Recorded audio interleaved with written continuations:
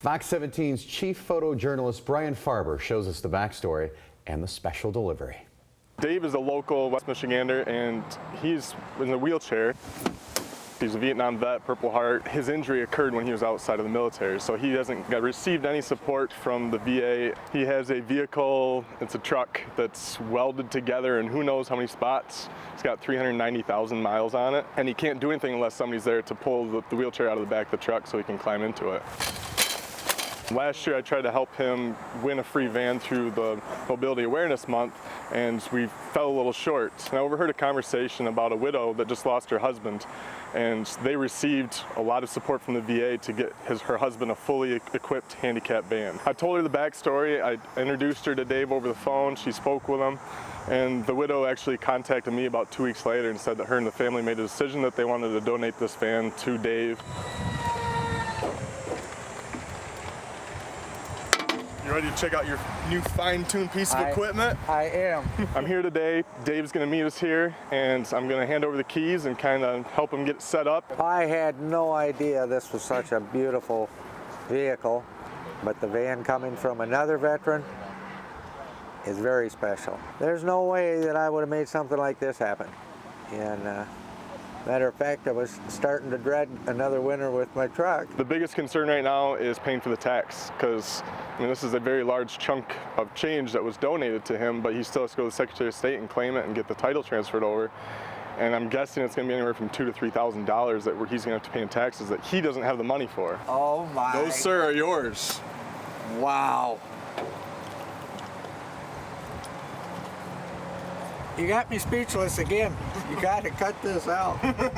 He runs an organization in Allegan and Berry County where he takes disabled veterans out himself and disabled elderly and youth into the outdoors. So he kind of pays it forward in a big way, and this van's going to help him be able to do so much more for the community itself. We set up hunting days, pheasant hunts, deer hunts, fishing days, and we like to get them out whenever we can. I won't have to depend on someone getting the chair out of my truck or being able to get out and go in with some of the people that we have to see. That's going to lift up the door here. To see it and see it in action,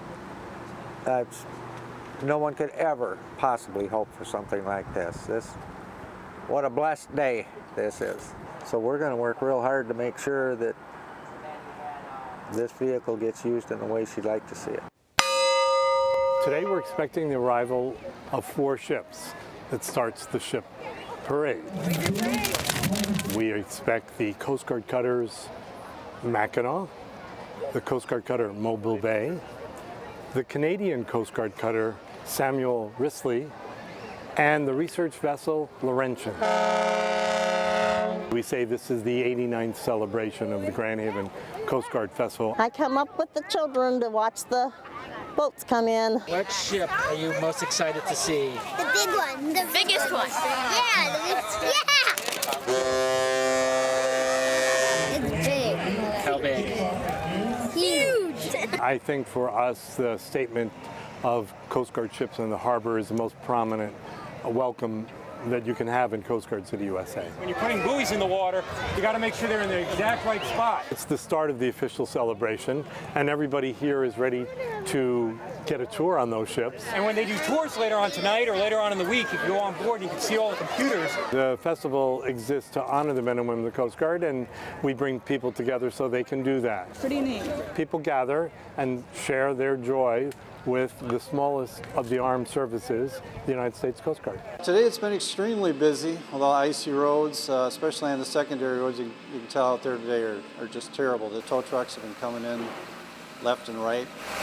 The past few years have been milder winters. This year, with all the snow and the variations in the weather, we've been extremely busy. Not to mention all the deer that are still running around. Typical collision is front-end damage. Really depends on the situation. This is a typical front-end loss, and you can see once all the sheet metal is removed, you got the impact bars pushed back. But in the average week, when we have conditions like this, we'll probably get, at this location in particular, 20 or more cars in a short period of time. Because we'll get a lot of vehicles towed in, and they may not be repairable. So, especially in these kind of conditions, people drive too fast, and They hit harder. Those vehicles aren't necessarily always going to be repairable. Well, this is the season that keeps us in business. So, like I say, with the variations in weather, from the snow to the ice to the dry pavement, drivers just don't stay in the game, so they're more apt to get in an accident or a loss. And if people aren't careful, they're going to come pay us a visit.